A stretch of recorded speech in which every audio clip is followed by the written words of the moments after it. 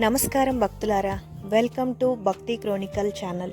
ఈరోజు మనం ఎంతో శక్తివంతమైన అమ్మవారి గురించి ఒక చిన్న కథ తెలుసుకుందాం.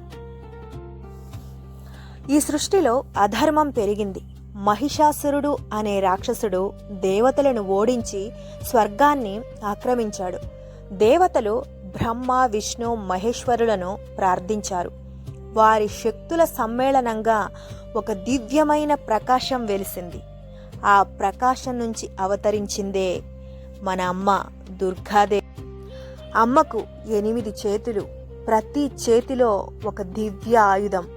సింహం మీద కూర్చొని 9 రాత్రులు యుద్ధం చేసి చివరికి మహిషాసురుణ్ణి సంహరించింది.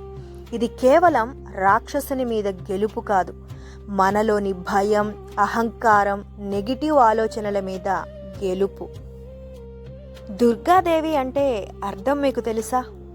దుర్గా అంటే కష్టాల నుంచి దాటించేది, సింహం అంటే ధైర్యం, త్రిశూలం అంటే చెడు శక్తులు నాశనం చేయడం, కమలం అంటే పవిత్రత. ఇక ఎంతో శక్తివంతమైన దుర్గాదేవి మంత్రాల గురించి మనం ఇప్పుడు జపం చేసుకుందాం.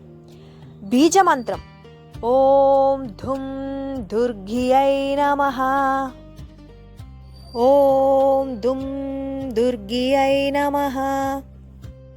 ఓం దుం దుర్గియై నమః.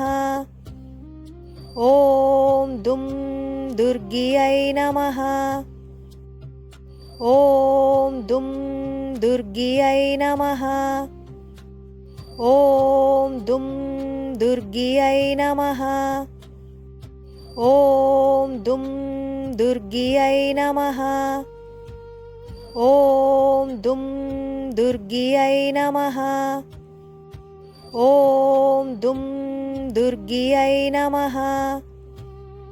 ఓం దుం దుర్గియై నమః.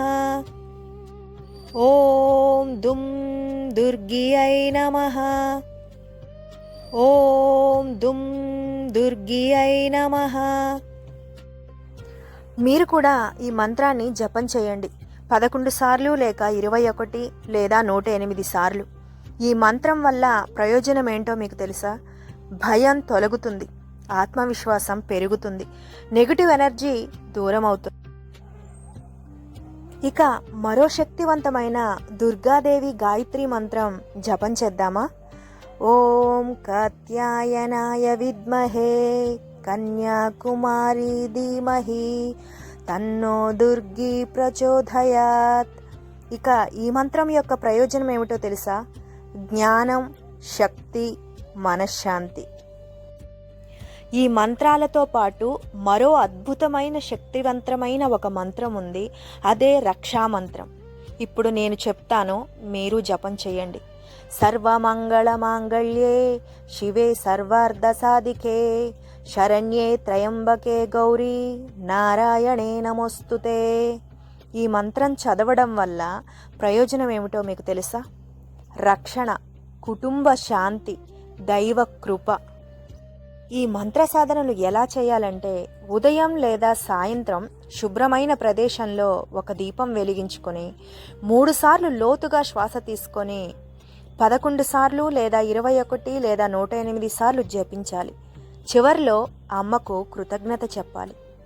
అమ్మ దుర్గాదేవి కృప మీ జీవితంలో ధైర్యం, శాంతి, విజయాన్ని నింపాలని మనస్ఫూర్తిగా కోరుకుంటున్నాను.